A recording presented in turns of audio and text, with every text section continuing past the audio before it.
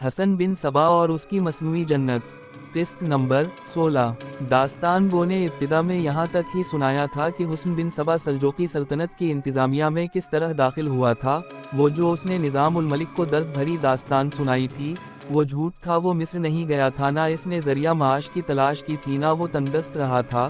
یہ سنایا جا چکا ہے کہ وہ اپنے استاد عبدالملک بن عطاش کے یہاں چلا گیا تھا، جس نے اس کی تربیت شروع کر دی تھی، پھر اسے احمد بن عطاش کے پاس بھیج دیا تھا۔ فرا اس کے ساتھ گئی تھی۔ اس نے خلجان کا شہر لے لیا تھا اور یہ کامیابی حاصل کی تھی کہ لوگوں نے اسے خدا کا ایلچی یا خدا کی بھیجی ہوئی برگزیدہ شخصیت مان لیا تھا۔ اس کے بعد وہ نظام الملک کے پاس گیا اور اس کے آگے یہ رونا رویا تھا کہ وہ اتنا عرصہ بے روزگار اور تنگ دست رہا ہے۔ حسن بن صبا کو نظام الملک کس طرح یاد آیا تھا؟ ہر مستند تاریخ میں اس سوال کا جواب موجود ہے۔ احمد بن عطاش نے شاہ در کا شہر اور قلعہ دھوکے میں لے لیا تھا۔ پھر حسن بن صبا نے فریب کاری سے خلجان کے امیر صالح نمیری سے تحریر لے کر اسے خزانے کا رستہ دکھا دیا اور وہ موت کے منہ میں چلا گیا۔ یہ شہر بھی ان باغیوں کے قبضے میں آ گیا۔ اب یہ دونوں باتیں سوچنے لگے کہ اس سے آگے کیا جائے۔ تم نے دیکھ لیا ہے، حسن احمد بن عطاش نے کہا، لوگوں کو اپنے جال میں لانا کوئی مشکل نہیں۔ لوگ افواہ، سنسنی اور پراسرائیت سے متاثر ہوتے ہیں اور وہ زبان کے ہیر پھیر کا اثر قبول کرتے ہیں، حسن بن صبا نے کہا۔ اور ان لوگوں کے امرا اور سردار وغیرہ کا معاملہ ذرا الگ ہے۔ احمد بن عطاش نے کہا، انہیں یہ تاثر دے دو کہ تم لوگوں کے روزی رساں ہو اور انہیں دولت اور عورت کی جھلک دکھا دو، پھر یہ تمہارے غلام ہو جائیں گے۔ لیکن لوگوں کو ساتھ لے کر ہم آگے نہیں بڑھ سکتے۔ ہمیشہ ذہن میں رکھو کہ حکومت سلجوقیوں کی ہے اور سلجوقی اہل سنت ہیں۔ ہم لوگوں کو اپنے اثر میں لے کر انہیں سلجوقیوں کے خلاف بغاوت پر اکساتے ہیں، حسن بن صبا نے کہا۔ نہیں حسن، احمد بن عطاش نے کہا، اس کے لیے کم از کم 2 سال کا عرصہ چاہیے، اور اس حقیقت کو کبھی نہ بھولنا کہ سلجوقی ترک ہیں اور بڑے ظالم اور جنگجو ہیں، ان کے پاس فوج ہے۔ اس وقت ضرورت یہ ہے کہ جس طرح ہم نے شاہ در اور خلجان لے لیا ہے، اسی طرح سلجوقیوں کی سلطنت پر قبضہ کر لیں۔ یہ کیسے ممکن ہو سکتا ہے؟ حسن بن صبا نے پوچھا۔ ناممکن کچھ بھی نہیں ہوتا حسن، احمد بن عطاش نے کہا، عزم پختہ، مقصد واضح اور دماغ حاضر ہونا چاہیے۔ ہمیں ان سلاطین کی انتظامیہ میں گھس جانا چاہیے۔ یہ کام تم کر سکتے ہو۔ میں تمہیں ایک نیا محاذ دے رہا ہوں۔ میں آپ کے حکم کا منتظر ہوں استاد محترم۔ حسن بن صبا نے کہا، مجھے یہ بتائیں میں نے کرنا کیا ہے؟ میرے جاسوسوں نے مجھے ایک اطلاع دی ہے۔ احمد بن عطاش نے کہا، خواجہ حسن طوسی سلطان ملک شاہ کا وزیر اعظم بن گیا ہے۔ یہ تو مجھے کبھی کا معلوم تھا کہ اسے سلطان ملک شاہ نے اپنا وزیر بنا لیا ہے، لیکن یہ کوئی ایسی بات نہیں۔ وزیر اعظم بن جانا بہت بڑی بات ہے۔ یہی نہیں، مجھے اطلاع ملی ہے کہ سلطان ملک شاہ اس سے اتنا متاثر ہوا ہے کہ اسے نظام الملک کا خطاب دیا ہے۔ استاد محترم، حسن بن صبا نے پوچھا، وہ تو وزیر اعظم بن گیا ہے، یہ بتائیں میں نے کیا کرنا ہے؟ کیا اسے قتل کرانا ہے؟ قتل بعد کی بات ہے، احمد بن عطاش نے کہا، ہمارے راستے میں جو آئے گا وہ قتل ہوگا۔ ابھی یہ کرنا ہے کہ اس کی جگہ لینی ہے۔ کیا تمہیں یاد نہیں کہ خواجہ حسن طوسی تمہارا ہم جماعت تھا؟ ہاں میرے مرشد، حسن بن صبا نے اچھل کر کہا، یہ تو میں بھول ہی گیا تھا۔ میں یہ بھی جانتا ہوں، تم کیوں بھول گئے تھے؟ احمد بن عطاش نے کہا، مدرسے سے نکلتے ہی تمہیں عبدالملک بن عطاش کے حوالے کر دیا گیا تھا، پھر تمہاری سرگرمیاں ایسی رہی کہ تمہیں اور کچھ یاد آ ہی نہیں سکتا تھا۔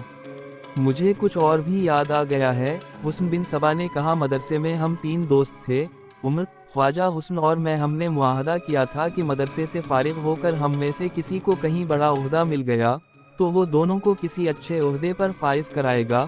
میرا کام تو آسان ہو گیا، کل صبح روانہ ہو جاؤں گا اور خواجہ حسن کو اس کا وعدہ یاد دلاؤں گا۔ دیکھا حسن، احمد بن عطاش نے کہا، ہمارا ہر کام آسان ہوتا چلا جا رہا ہے۔ یہ ثبوت ہے کہ ہم حق پر ہیں اور خدا ہماری مدد کر رہا ہے۔ یہ بھی یاد رکھو کہ سلطان ملک شاہ اب نیشاپور میں نہیں، اب اس کا دارالحکومت مرو میں ہے۔ اگلی صبح کا دھندلکا ابھی خاصا گہرا تھا جب حسن بن صبا اپنے اعلیٰ عربی نسل کے گھوڑے کی بجائے معمولی سے ایک گھوڑے پر سوار ہوا۔ اس کا لباس بھی ایک عام آدمی کا لباس تھا۔ ایسے گھوڑے اور ایسے لباس میں وہ غریب آدمی لگتا تھا۔ اس کے ساتھ ایک گھوڑا اور تھا جس پر ایک جوان اور بڑی ہی دلکش لڑکی تھی۔ اس کا لباس بھی غریبانہ تھا۔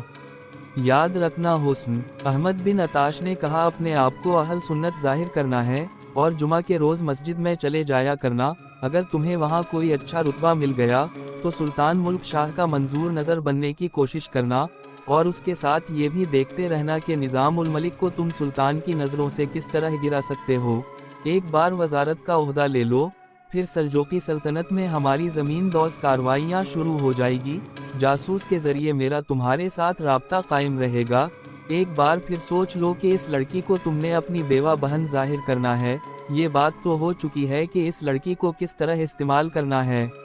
अहमद बिन अताश और हुस्न बिन सबा की साजिश ये थी कि निज़ाम उल मलिक के खिलाफ गलत फहमियाँ पैदा करके उसे मजबूर कराना, और इसकी जगह हुस्न बिन सबा ने लेनी है और फिर बड़े ओहदों पर अपने आदमी फाइज करवाने हैं और सल्तनत की जड़ें खोखली करके आलम इस्लाम को अपने फ़िरक़े के ताबे करना है। यहाँ एक गलत फहमी की वजाहत हो जाए तो बेहतर है। एक मकाम तक उन लोगों की तबलीग से पता चलता था कि ये इस्माइली अकीदे के लोग हैं, लेकिन शाह दर से निकलकर इन्होंने जब खलजान का रुख किया और नई से नई तकरीब कारियाँ करने लगे तो वाज़ेह हो गया कि ये लोग फ़िरक़ा बातिनिया से ताल्लुक़ रखते हैं। हकीकत ये है कि ये लोग अपना ही एक फ़िरक़ा बनाते चले जा रहे थे, लिहाजा हुस्न बिन सबा और इसके पैरोकारों को किसी फ़िरक़े से मंसूब करना सही नहीं। दास्तान वो एक बात और कहना चाहता है। आला तालीम याफ्ता तबके में कुछ लोग ऐसे हैं जो कहते हैं कि हुस्न बिन सबा एक अफसानवी किरदार है और किला अलमत में इसकी खुद साख्ता जन्नत का भी हकीकत से साथ कोई ताल्लुक़ नहीं, और ये अलिफ लैला की एक दास्तान है। इन हजरात की खिदमत में गुजारिश है कि ये दास्तान अगर ख्याली होती तो इब्न खलदून जैसा मुअर्रिख उसे तारीख़ के दामन में न डालता। इब्न असीर और इब्न जौज़ी इसका जिक्र न करते। दर्जनों मुस्तनद मुअर्रिखों ने हुस्न बिन सबा और इसकी जन्नत का तफसीली जिक्र किया है। यूरोपी मुअर्रिखों ने तो और ज़्यादा तहकीक करके ये हालात कलम बंद किए हैं। इस बाब में उन अजीम शख्सियतों के नाम दिए गए हैं जो हुस्न बिन सबा के पैरोकारों के हाथों कत्ल हुए। इस फहरिस्त को देखकर बताएं कि ये शख्सियत अफसानवी हैं। दास्तान वो आपको मरोले चलता है जहां हुस्न बिन सबा पहुंच चुका है और निज़ाम उल मलिक के पास बैठा है। वो निज़ाम उल मलिक को बता चुका है कि फ़ातिमा इसकी बहन है जो जवानी की उम्र में ही बेवा हो गई है। निज़ाम उल मलिक ने उसकी बहन को अपनी बीवी के पास भेज दिया है।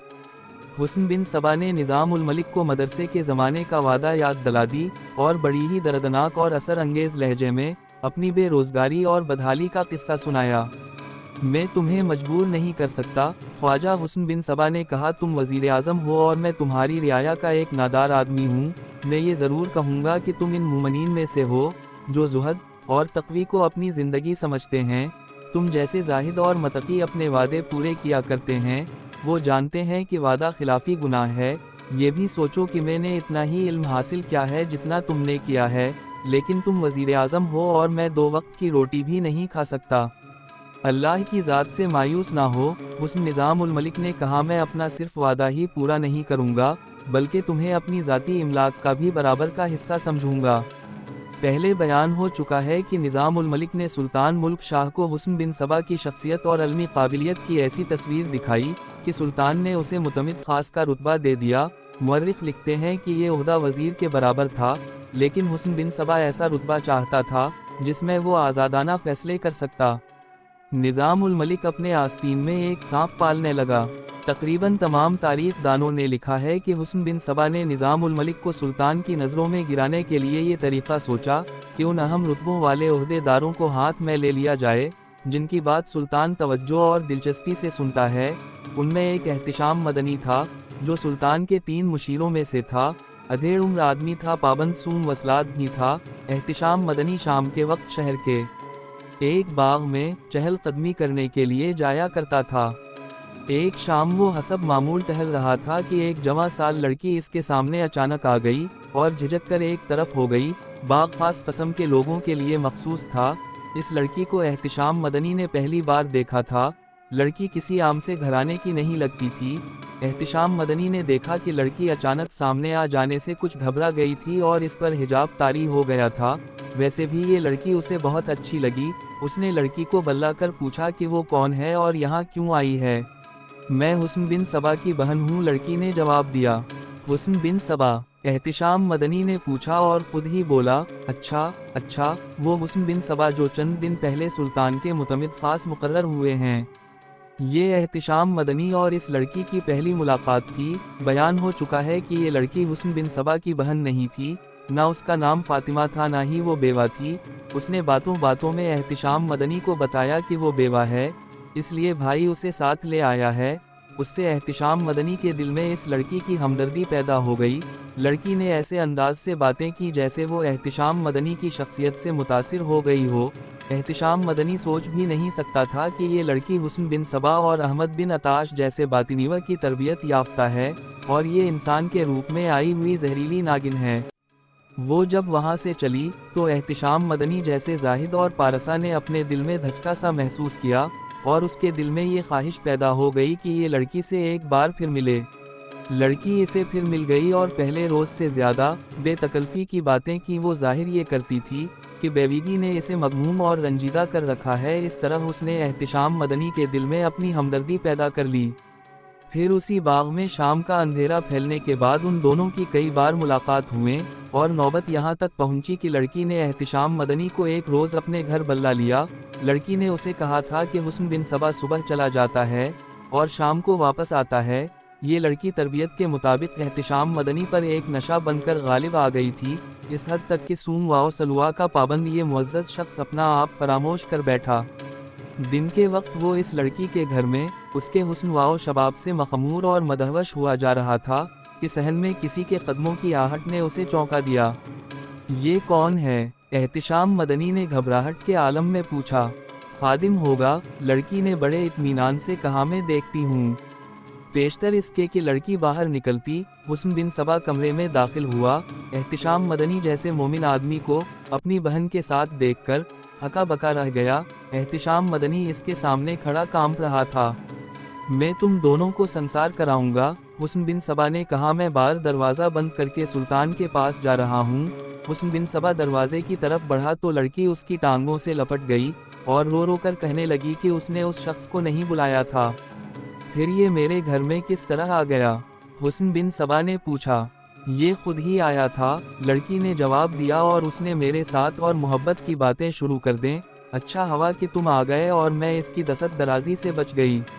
احتشام مدنی نے اپنی صفائی پیش کرتے ہوئے کہا کہ اس لڑکی نے اسے خود بلایا تھا۔ کچھ دیر یہی جھگڑا چلتا رہا۔ حقیقت کچھ بھی ہے، حسن بن صبا نے کہا۔ میں یہ دیکھ رہا ہوں کہ تم میرے گھر میں میری بہن کے پاس بری نیت سے آئے بیٹھے ہو۔ میں سلطان کو ضرور بتاؤں گا۔ احتشام مدنی صرف معزز آدمی ہی نہیں تھا بلکہ وہ سلطان ملک شاہ کا پسندیدہ مشیر بھی تھا۔ اس کی جان چلی جاتی تو وہ قبول کر لیتا، لیکن یہ بھی ہو سکتا تھا کہ سلطان اسے مذلول کر کے نکال دے۔ اس صورت میں اس کی جو بے عزت اور بدنامی ہونی تھی، اس کے تصور سے ہی وہ کانپ اٹھا۔ اس نے حسن بن صبا کی منت سماجت شروع کر دی کہ وہ اسے معاف کر دے۔ لڑکی نے بھی حسن بن صبا سے کہا کہ یہ آخر معزز آدمی ہے، اسے بخش دیا جائے۔ حسن بن صبا گہری سوچ میں چلا گیا، جو دراصل اداکاری تھی۔ سوچ سے بیدار ہو کر اس نے احتشام مدنی کا بازو پکڑا اور اسے دوسرے کمرے میں لے گیا۔ جب وہ دونوں باہر نکلے تو احتشام مدنی کے چہرے پر رونق اونچ کر آئی تھی۔ حسن بن صبا نے اس کے ساتھ سودا بازی کر لی تھی، جو مختصر یہ تھی کہ احتشام مدنی نظام الملک کے خلاف حسن بن صبا کا ساتھ دے گا۔ یہ شخص حسن بن صبا کا پہلا شکار تھا، جسے اس نے نظام الملک کو سلطان کی نظروں سے گرانے میں استعمال کرنا تھا۔ ابلیس نے خدا کی حکم عدولی کی اور انسان کے آگے سجدہ کرنے سے انکار کر دیا تھا۔ اس نے اللہ سے کہا تھا، مٹی کا بنا ہوا یہ انسان زمین پر اپنے ہی بھائیوں کا خون بہائے گا، فتنہ اور فساد برپا کرے گا، اور تیری عطا کی ہوئی اس عظمت کو بھول جائے گا کہ تیرے حکم سے فرشتوں نے اس کے آگے سجدہ کیا تھا۔ اسے ہم نے اشرف المخلوقات بنایا ہے۔ یہ اللہ کی آواز تھی۔ یہ حشرات الارض سے بدتر ہوگا، یہ ابلیس کی آواز تھی۔ یہ میرے بتائے ہوئے راستے پر چلے گا۔ اللہ نے کہا، میں اس کی رہنمائی کے لیے نبی اور پیغمبر بھیجتا رہوں گا، میں اسے اپنے راستے پر چلاؤں گا۔ ابلیس نے کہا، جو طاقت مجھ میں ہے وہ اس میں نہیں، میں آگ سے بنا ہوں، یہ مٹی کا پتلا ہے، میں اسے بڑی حسین اور دلفریب خواہشوں کا غلام بنا دوں گا، یہ میری عبادت کرے گا، میں اسے دنیا کی چمک دمک کا شیدائی بنا دوں گا۔ ابلیس نے کہا، یہ تیری عبادت کرے گا، لیکن اس کا دل دولت کا پجاری ہوگا، یہ ہر اس چیز کی پرستش کرے گا جس سے ذہنی اور جسمانی لذات حاصل ہوگی، اور یہ ہر وہ کام کرے گا جس سے اسے روکا جائے گا۔ یہ بدی سے لطف اندوز ہوگا، جا تو تا قیامت ملعون رہے گا، اللہ نے کہا اور ابلیس کو دھتکار دیا۔ پھر یوں ہوا کہ اللہ کا پہلا ہی بندہ جنت سے نکالا گیا۔ پھر جو وقت گزرتا گیا، وہ عورت جو آدم کی پسلی سے پیدا ہوئی تھی، وہ آدم کی جڑوں میں بیٹھتی چلی گئی، اور آدم کی کمزوری بن گئی کہ وہ مجبور اور بے بس ہو گیا۔ عورت آدمی کے لیے نشہ بن گیا، آدمی عورت کے دام میں آ کر ابلیس کا پوجاری بن گیا۔ داستان گو اپنے آپ کو فن داستان گوئی تک ہی محدود رکھنا چاہتا ہے۔ ابلیس کے متعلق ایک پیر طریقت شیخ عربی کی ایک تحریر کا اقتباس پیش کرتا ہے۔ ابلیس اہل خلوت کو راہ راست سے منحرف کرنے میں ایسے کمال رکھتا ہے کہ انسان علم و عمل کے بڑے مضبوط قلعے اس کی ادنی فسوں ترازیوں سے آنان فانا زیر واو زبر ہو جاتے ہیں۔ اگر توفیق الہی اور ہدایت ازلی رفیق حال ہو تو انسان اس کی مغویانہ دست برد سے ہر وقت محفوظ ہے، ورنہ جو بخت خفتہ اور تالے گم گشتہ اپنی قسمت کی باغ اس کے ہاتھ میں دے دیتے ہیں، وہ ان کو ایسی بری طرح پٹکتا ہے کہ اس کا جھٹکا مشرق و مغرب تک محسوس ہوتا ہے۔ سلجوقی سلطان ملک شاہ کا مشیر خاص اور منظور نظر احتشام مدنی پابند سون واو سلوا تھا، زاہد و پارسا اور معزز انسان تھا۔ کوئی ایسا جواں سال بھی نہ تھا کہ جوش شباب میں ایک حسین لڑکی کو دیکھ کر بے قابو ہو جاتا، مگر وہ فاطمہ کو دیکھ کر اپنے آپ کو اور اللہ کو بھی بھلا بیٹھا اور حسن بن سبا کے جال میں آ گیا۔ وہ اس کمرے سے جس میں حسن بن سبا اسے لے گیا تھا نکلا تو اس کے چہرے سے شرمساری اور گھبراہٹ دھل گئی تھی اور رونق اود کر آئی تھی۔ یہ تو واضح ہے کہ حسن بن سبا نے اس کے ساتھ سودا بازی کر لی تھی کہ وہ وزیر اعظم نظام الملک کو سلطان ملک شاہ کی نظروں میں گرانے میں اس کی مدد کرے گا، لیکن ان کے درمیان باتیں کیا ہوئی تھیں؟ تاریخوں میں جو اشارے ملتے ہیں ان سے یہ بات سامنے آتی ہے کہ حسن بن سبا نے احتشام کو اندر لے جا کر یوں نہیں کہا تھا کہ احتشام اسے نظام الملک کی جگہ وزیر اعظم بنوا دے۔ تم بے شک سلطان کے مشیر ہو احتشام، حسن بن سبا نے کہا تھا، لیکن میرا رتبہ بھی تم سے کم نہیں، میں جو بات کرنا چاہوں گا وہ براہ راست سلطان کے ساتھ کر لوں گا، لیکن تمہاری اس حرکت سے مجھے مایوسی ہوئی ہے۔ فوری طور پر مجھے خیال آتا ہے، وہ یہ ہے کہ میں یہاں سے چلا جاؤں۔ میں تو دل میں سلطنت سلجوق کی بھلائی لے کر آیا تھا، میں اہل سنت والجماعت ہوں، مجھے کسی عہدے اور کسی رتبے کی ضرورت نہیں۔ قلعہ شاہ در سے قلعہ خلجان تک کے علاقے کے لوگ مجھے اپنا مرشد اور عالم دین مانتے ہیں، لیکن میں دیکھ رہا ہوں کہ سلطنت سلجوق اور اسلام کے خلاف کچھ فتنے اٹھ رہے ہیں۔ میں یہاں ان خطروں کے انسداد کے لیے یہاں آیا تھا، لیکن میں نے یہاں کچھ اور ہی دیکھا ہے۔ میں اپنی اس حرکت پر نادم ہوں۔ میرے بھائی احتشام مدنی نے کہا، صرف یہی ایک حرکت نہیں ہوئی۔ حسن بن سبا نے کہا، میں نے یہ عہدہ سنبھالا تو نظام الملک نے سلطان کے اور تمہارے خلاف کان بھرنے شروع کر دیے۔ تمہیں شاید معلوم ہوگا کہ میں اور نظام الملک امام موافق کے مدرسے میں اکٹھے پڑھے ہیں، ہم گہرے دوست ہوا کرتے تھے۔ اس نے خود مجھے یہاں بلایا اور اس عہدے پر یہاں لگوایا ہے۔ یہ سرکاری خزانے پر ہاتھ صاف کر رہا ہے اور اس کے ارادے بڑے خطرناک ہیں۔ یہ خلیفہ سے مل کر ایک فوج تیار کرنے کی کوشش میں ہے۔ یہ سلجوقی سلطنت پر قبضہ کرنا چاہتا ہے۔ میں سلطان کو خبردار کروں گا۔ احتشام مدنی نے کہا، سلطان صرف میری بات سنتا ہے، ایسی حماقت نہ کر بیٹھنا۔ حسن بن سبا نے کہا، نظام الملک پہلے ہی تمہیں یہاں سے ذلیل و خوار کر کے نکلوانا چاہتا ہے۔ یہ تو لڑکپن میں مدرسے میں اسی طرح جوڑ توڑ کرتا رہتا تھا، اس کا ذہن سازشی ہے۔ سلطان اگر تمہاری سنتا ہے تو اس کی بھی سنتا اور مانتا ہے۔ اگر تم نے جلد بازی سے کام لیا تو یہ شخص تمہیں یہاں سے نکلو آئے گا نہیں، بلکہ قید خانے میں بھجوا دے گا۔ میں باہر کے خطروں کو تو بھول ہی گیا ہو احتشام، سب سے بڑا خطرہ تو یہ ہے، یہ بڑا ہی زہریلا سانپ ہے جو سلطان کی آستین میں پرورش پا رہا ہے۔ مجھے بتاؤ میں کیا کروں؟ احتشام نے پوچھا۔ پہلے میری بات پوری ہونے دو۔ حسن بن سبا نے کہا، میں اس وزیر اعظم کی سازشوں سے پریشان ہو رہا تھا اور یہی سوچا تھا کہ تمہارے ساتھ بات کروں، لیکن تم نے جو حرکت کی ہے اس سے میں بالکل ہی مایوس ہو گیا ہوں۔ اگر مشیر خاص اس طرح کرے کہ حاکموں کے گھروں میں داخل ہو کر ان کی عزت کے ساتھ کھیلے تو اس سلطنت کا اللہ ہی حافظ ہے۔ میں سلطان کو یہ تو ضرور بتاؤں گا کہ اس کی ناک کے عین نیچے کیا ہو رہا ہے۔ احتشام مدنی نے حسن بن سبا کے آگے ہاتھ جوڑے اور منت سماجت شروع کر دی کہ وہ اسے معاف کر دے اور یہ بات سلطان تک نہ پہنچائے۔ اگر میں نے تمہاری اس حرکت کی شکایت سلطان کو کر دی تو حسن بن سبا نے کہا تو تم نہیں جانتے کیا ہوگا سلطان نظام الملک سے مشورہ لے گا، نظام الملک جس موقع کی تلاش میں ہے وہ اسے مل جائے گا، پھر تم سیدھے قید خانے میں جاؤ گے۔ حسن بن سبا سوچ میں پڑ گیا، کچھ دیر بعد بولا اگر تم میرا ساتھ دو تو ہم دونوں نظام الملک کو سلطان کی نظروں سے گرانے کی کوشش کریں گے۔ مجھے اپنے ساتھ سمجھو، احتشام نے کہا، لیکن نظام الملک کے ساتھ پہلے کی طرح دوستانہ رویہ رکھنا۔ حسن بن سبا نے کہا اسے شک نہ ہو کہ ہم دونوں اس کے خلاف کچھ کر رہے ہیں۔ حسن بن سبا کے بولنے کا انداز ایسا تھا جو ایک خاص تاثر پیدا کرتا تھا۔ احتشام مدنی کو معلوم نہیں تھا کہ وہ اس شخص کے جال میں آ گیا ہے جس نے بڑی محنت سے اپنے آپ میں ابلیسی اوصاف پیدا کیے ہیں، اور دو اساتذوں نے اس میں ابلیس کی قوت پیدا کر کے اسے مکمل ابلیس بنا دیا ہے۔ انسانی فطرت کے عالم کہتے ہیں کہ ایسے انسان میں جو اپنے آپ میں ابلیسی اوصاف پیدا کر لیتا ہے، ایک ایسی کشش پیدا ہو جاتی ہے کہ ہر کوئی اس کی طرف کھینچا چلا جاتا ہے۔ اس کے بولنے کے انداز میں چاشنی پیدا ہو جاتی ہے، اس کے ہونٹوں پر ہر وقت بڑا ہی دل فریب تبسم کھلا رہتا ہے، ضرورت پڑے تو وہ اپنے اوپر ایسی اداسی، غم زدگی اور مظلومیت طاری کر لیتا ہے کہ دوسروں کو رولا دیتا ہے، اور وہ جب کسی کے ساتھ خیر سگالی یا محبت کے جذبات کا اظہار کرتا ہے تو دل منہ لیتا ہے، لیکن یہ محض اداکاری اور فریب کاری ہوتی ہے۔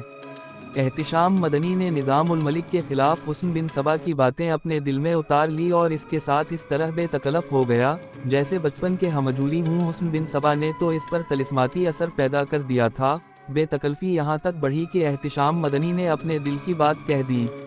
میری ایک درخواست پر غور کرو گے؟ حسن احتشام نے پوچھا۔ دوستوں میں یہ تکلف نہیں ہونا چاہیے احتشام، حسن بن سبا نے کہا، درخواست نہ کہو، بات کرو اور مجھ پر اپنا حق سمجھ کر بات کرو۔ کیا تم پسند کرو گے کہ میں تمہاری بہن کے ساتھ شادی کر لوں؟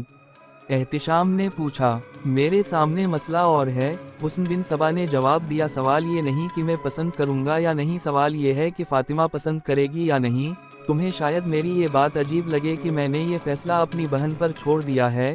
بات یہ ہے احتشام، اس بہن سے مجھے بہت ہی پیار ہے، میں کوئی ایسا کام نہیں کرتا جو اسے اچھا نہ لگے۔ اس کی پہلی شادی میری پسند پر ہوئی، لیکن وہ آدمی ٹھیک نہ نکلا، فاطمہ کے ساتھ بہت برا سلوک کرتا تھا، اسے شاید اسی کی بد دعا لگی کہ وہ ایک ہی سال بعد مر گیا۔ شادی سے یہ ایسی متنفر ہوئی کہ شادی کا نام نہیں سننا چاہتی۔ میں اسے کیسے یقین دلاؤں کہ میں اسے سر آنکھوں پر بیٹھا کر رکھوں گا؟ احتشام مدنی نے کہا، میرے دل میں اس لڑکی کی محبت پیدا ہو گئی ہے، میں ایک کام کر سکتا ہوں۔ حسن بن سبا نے کہا، فاطمہ سے کہوں گا کہ تمہیں پسند کر لے، میں اسے تمہارے ساتھ ملنے سے روکوں گا نہیں۔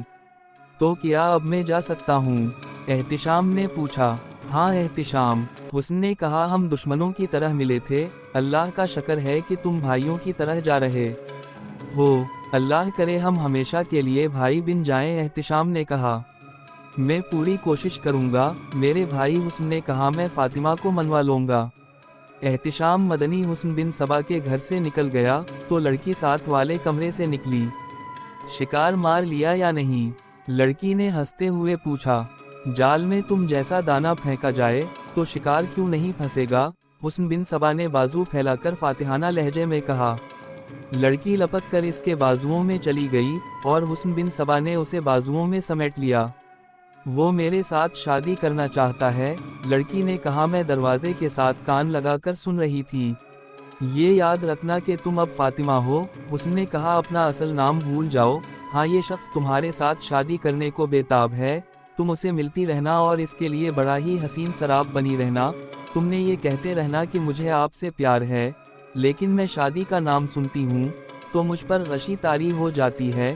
اس کے ساتھ اس پر پیار کا ایسا نشہ طاری کیے رکھنا کہ یہ مدہوش رہے۔ تمہیں معلوم ہے کہ اس سے ملاقات کے وقت تم نے اپنے کپڑوں اور بالوں پر کون سی خوشبو لگانی ہے، اسے پیار دو، اس کا پیار لو اور اپنے جسم کو اس سے بچائے رکھو۔ کیا مجھے یہ باتیں بتانا ضروری ہے؟ لڑکی نے کہا، 12 سال کی عمر سے میں آپ لوگوں سے جو تربیت لے رہی ہوں یہ میری روح میں شامل ہو گئی ہے، یہ میرا عقیدہ بن گئی ہے۔ میں تمہیں اس روز خراج تحسین پیش کروں گا جس روز میں اس سلطنت کا وزیر اعظم بن جاؤں گا۔ حسن نے کہا، تمہیں ایک خاص سبق دیا جاتا رہا ہے، یہ نہ بھولنا، میں تمہیں پھر بتا دیتا ہوں، تمہارے جذبات بھی ہیں اور یہاں ایک سے بڑھ کر ایک خوبرو اور دلکش جسم والے شہزادے और अमीर ज़ादे मौजूद हैं, कहीं ऐसा ना हो कि किसी की मोहब्बत में मुब्तला हो जाओ।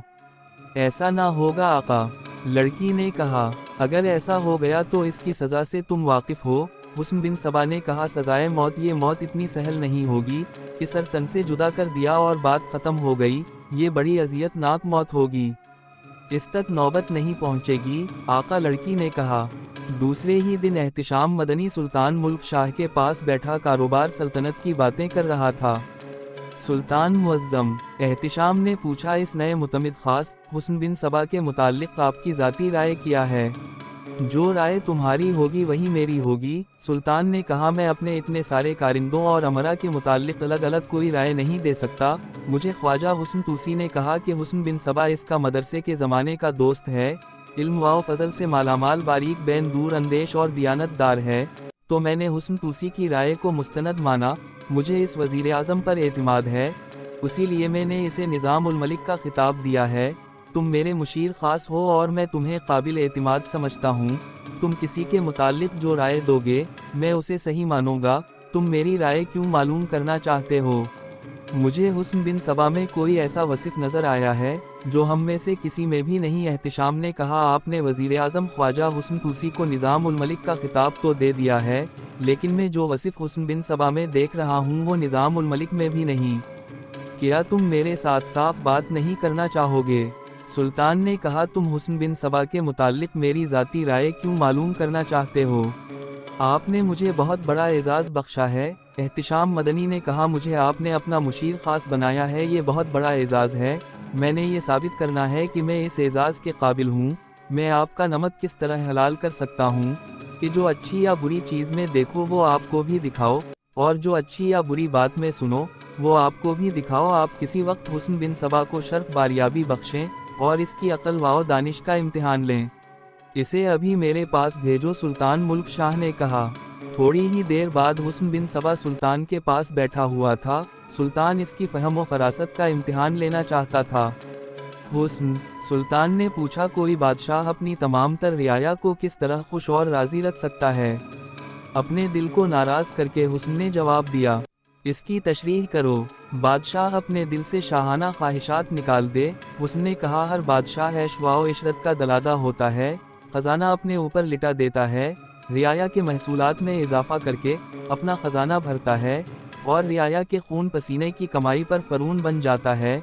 अगर वो अपने दिल को एक आम इंसान का दिल समझे तो अक्ल उसे इस रास्ते पर डाल देगी जिस रास्ते के दोनों तरफ रियाया इसके दीदार को खड़ी होगी। तुम हमारे मुतमिद खास हो? सुल्तान ने पूछा, क्या तुम बता सकते हो हमारा सबसे बड़ा दुश्मन कौन है, जो हमारी सल्तनत पर किसी भी रोज़ हमला कर सकता है? आपके दरबार के खुशमदी, हुस्न बिन सबा ने जवाब दिया। सुल्तान चौंक पड़ा। मैं दूसरे दुश्मन की बात कर रहा हूँ, सुल्तान ने कहा। कोई दूसरा मुल्क, कोई दूसरी कौम? सुल्तान आली मकाम हुस्न बिन सबा ने कहा, जंगल में या कहीं और आपके सामने सांप आ जाए तो आप उसे मार सकते हैं या भगा सकते हैं, लेकिन जो सांप आपके आस्तीन में पल रहा हो, इसके डनक से आप नहीं बच सकते, वो किसी भी वक्त हमला कर सकता है। क्या तुमने हमारे कारोबार सल्तनत में कोई ख़तरनाक कमज़ोरी या खामी देखी है? सुल्तान ने पूछा। हाँ सुल्तान आली मकाम, हुस्न बिन सबा ने कहा, यहाँ मैंने जो सबसे बड़ी खामी देखी है वो है अपने वज़ीर और दीगर अहलकारों पर अंधा एतमाद। क्या तुम हमारे वज़ीर आज़म में कोई खामी देख रहे हो? सुल्तान ने पूछा। सुल्तान आली मकाम, हुस्न बिन सबा ने कहा, अगर मैं वज़ीर आज़म या किसी मुशीर या किसी और हाकिम की खामियां बयान करने लगूं तो ये गीबत होगी। गीबत एक ऐसा गुनाह है जो बादशाहों की जड़ें खोखली कर देता है। मैं उस वक्त कोई खामी बताऊंगा जब कोई ठोस सबूत मौजूद होगा और जो आपको साफ नज़र आएगा। सुल्तान मुल्क शाह दरअसल ये देखना चाहता था कि ये शख्स कितना ज़हीन है और इसकी अक्ल में बारीक बीनी और दौरानदीशी है भी या नहीं। कारोबार सल्तनत से हटकर एक बात पूछता हूँ, सुल्तान ने पूछा, क्या तुमने कभी शेर या चीते वगैरह का शिकार खेला है? नहीं सुल्तान आली मकाम। तो इसका मतलब ये हुआ, सुल्तान ने कहा, कि तुम इन दरिंदों से डरते हो। क्या तुम ये समझते हो कि इन दरिंदों से डरना चाहिए? नहीं सुल्तान मुहतरम, हुस्न बिन सबा ने जवाब दिया, दरिंदों से किसी को भी नहीं डरना चाहिए। मैं सिर्फ एक दरिंदे से डरता हूँ और आपके दिल में भी इसका डर पैदा करना चाहता हूँ। ऐसा कौन सा दरिंदा है? दीमक, हुस्न बिन सबा ने जवाब दिया। सुल्तान मुल्क शाह हंस पड़ा। तुम में बज़ला सीखी भी है? सुल्तान ने कहा, मुझे ये वसिफ अच्छा लगा है, मैंने पहली बार किसी को दीमक को दरिंदा कहते सुना है। नहीं सुल्तान मुअज़्ज़म, हुस्न बिन सबा ने कहा, मैं उस वक्त हर बात पूरी संजीदगी से कह रहा हूँ, ये मौका हंसी मजाक का नहीं। दरिंदा आपके सामने आता है तो आप इस पर तीर चलाते हैं, या इससे बचने के लिए रास्ता बदल लेते हैं, या दरख्तों पर चढ़ जाते हैं, लेकिन दीमक वो दरिंदा है जो सामने नहीं आता। आप इस पर तीर नहीं चला सकते, ना आप दरख्त पर चढ़ जाने की ज़रूरत महसूस करते हैं। आपको उस वक्त पता चलता है जब दीमक अंदर ही अंदर खाकर सब कुछ खोखिला और बेजान कर चुकी होती है। दीमक बादशाह के तख्तों को लग जाए तो बादशाह को उस वक्त पता चलता है जब तख्त बैठ जाता है। मैंने अब तक जो कुछ कहा है इसका लबलबाब ये है कि डरो दरबारी खुशमदी से आस्तीन के सांप से, और उन कारिंदों और दरबारियों से जो दीमक की तरह अंदर ही अंदर सल्तनत को खा रहे हैं। क्या तुम बता सकते हो कि हमने तुम्हारी ये बातें सुनकर क्या राय कायम की है? सुल्तान ने पूछा। राय अच्छी नहीं हो सकती, हुस्न बिन सबा ने कहा, क्योंकि मैंने खुशामद नहीं की बल्कि खुशामद के खिलाफ बात की है। नहीं हुस्न, सुल्तान ने कहा, तुम्हारी ये बातें सुनकर हमें खुशी हुई है कि तुम साफ गो और सदाकत पसंद हो, तुम जा सकते हो। सुल्तान मुल्क शाह हुस्न बिन सबा के जाने के बाद कुछ देर सोच में गुम रहा। इसके जहन में हुस्न बिन सबा की बातें गूंज रही थीं। ये बातें बेमकसद और बेमानी नहीं थी। उसने एहतिशाम मदनी को बुलाया। एहतिशाम, सुल्तान ने कहा, मेरा ये मुतमिद खास मुझ पर बड़ा अच्छा तासुर छोड़ गया है। ये उम्र के लिहाज से ज़्यादा जहानदीदा और आलम लगता है। एहतिशाम मदनी जैसे उसी इंतज़ार में था कि सुल्तान हुस्न बिन सबा के मुताल्लिक ये राय दे। सुल्तान की इतनी अच्छी राय सुनकर एहतिशाम मदनी ने हुस्न बिन सबा की तारीफ़ों के पल बांध दिए और दबी ज़बान में निज़ाम उल मलिक के ख़िलाफ़ भी एक दो बातें कह दें। एहतिशाम मदनी ने हुस्न बिन सबा से जो कीमत वसूल करनी थी वो तकरीबन तय हो चुकी थी, लेकिन ये कीमत उसने अपनी कोशिश से हासिल करनी थी। इस शाम का धुंधलका जब तारीख हो गया तो एहतिशाम फातिमा के साथ बाग के एक ऐसे गोशे में बैठा था जहां इन्हें देखने वाला कोई ना था। वो जिस्म तो दो थे, लेकिन इस तरह बाहम पैवस्त हो गए कि इनके दरमियान से हुआ भी नहीं गुजर सकती थी। कल रात तो तुमने मुझे मरवा ही दिया था फातिमा, एहतिशाम ने कहा। तुमने तो साफ कह दिया था कि तुम मुझे जानती पहचानती ही नहीं, तो मैं और किया करती। फातिमा ने हंसते हुए कहा, अगर मैं ये कह देती कि आपको मैंने खुद बुलाया था तो मेरा भाई मेरी गर्दन काट देता। आप मर्द हैं, सब कुछ कह सकते हैं। मैं जानती थी कि आप मेरे भाई को ठंडा कर लेंगे, वो आपने कर ली।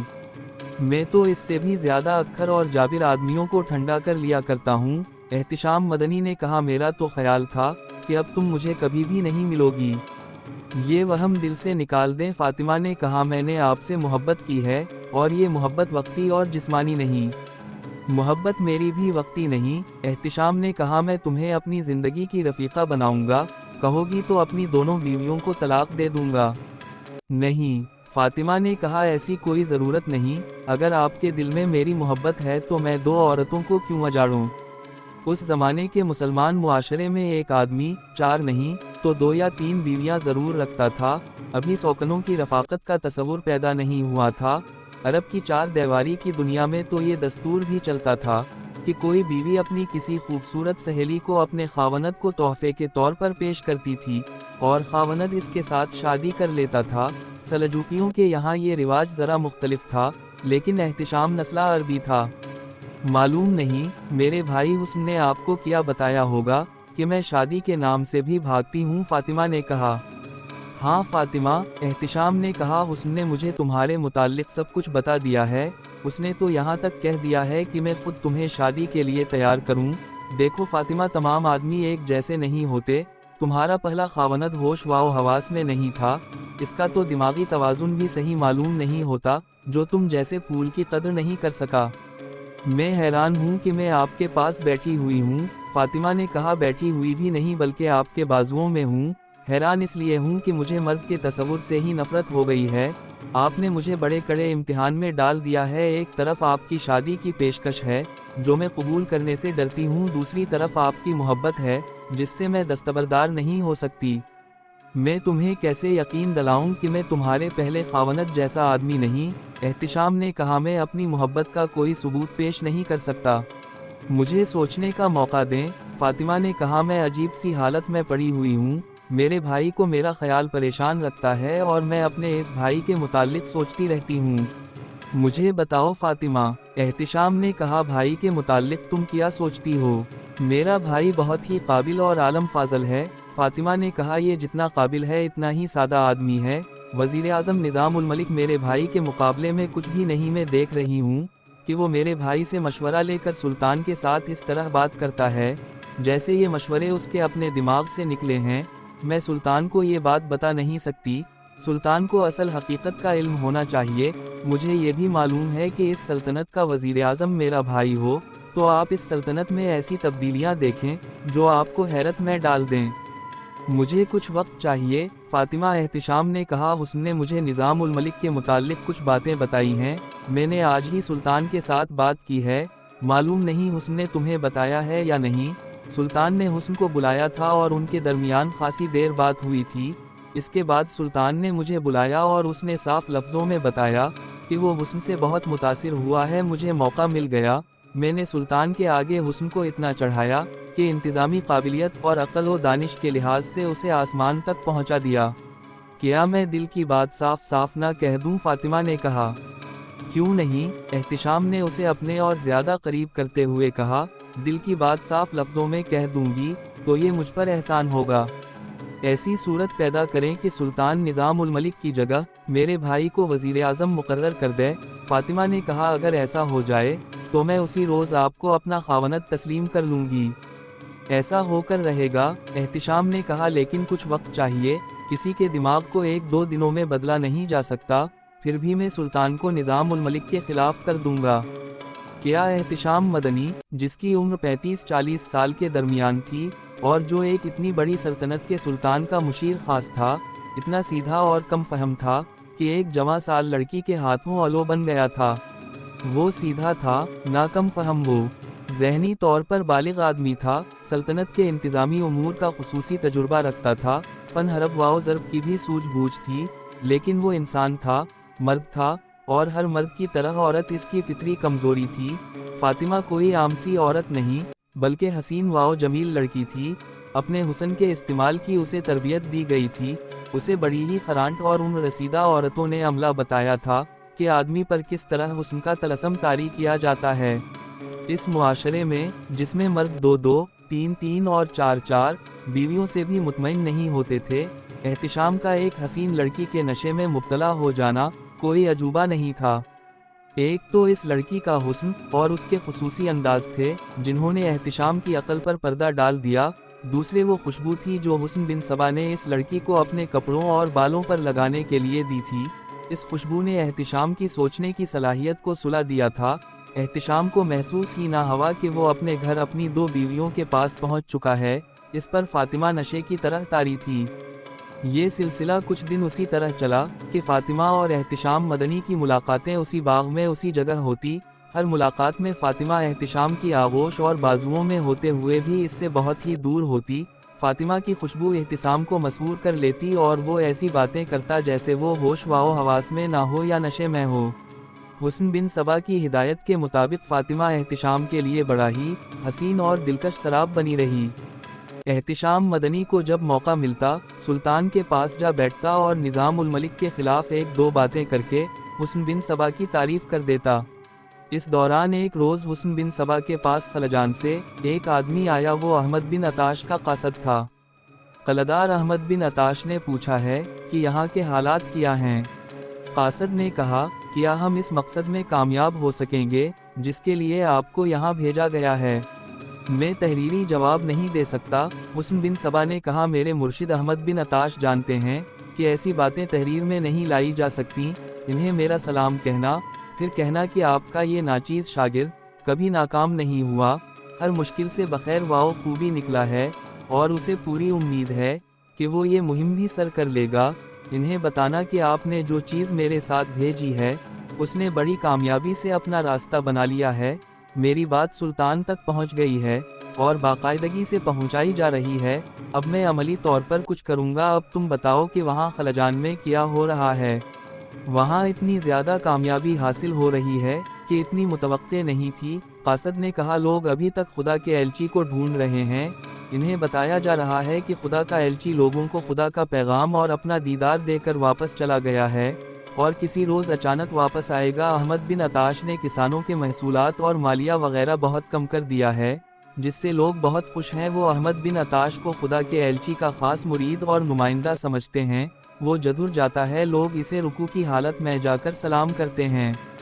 मेरे पैर उस्ताद अहमद बिन अताश खुद दानिशमंद हैं। हुस्न बिन सबा ने कहा, फिर भी इन्हें मेरी तरफ से कह देना कि अभी इस्लाम और अहल सुन्नत के खिलाफ कोई बात ना करें, और ये भी कहना कि एक लश्कर तैयार करना शुरू कर दें जो तनख्वाहदार नहीं होगा, बल्कि ज़रूरत के वक्त उसे इस्तेमाल किया जाएगा। ये काम शुरू हो चुका है। कासद ने कहा, लोगों में घोड़सवारी, तेग ज़नी और तीर अंदाजी का शौक़ पैदा किया जा रहा है। अनकरीब मुकाबले मुनक्किद किए जाएंगे।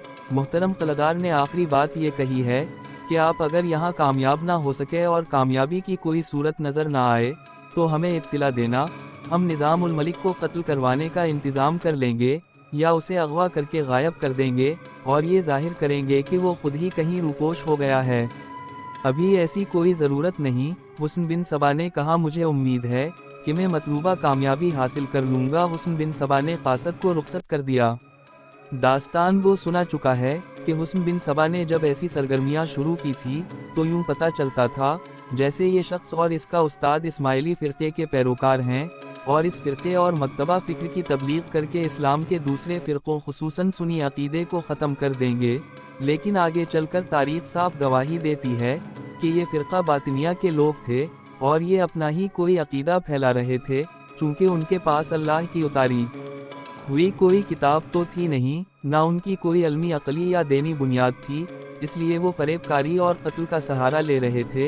ये भी पहले बयान हो चुका है कि ये लोग इंसानी फितरत की कमज़ोरियों को माहराना तरीक़े से इस्तेमाल कर रहे थे।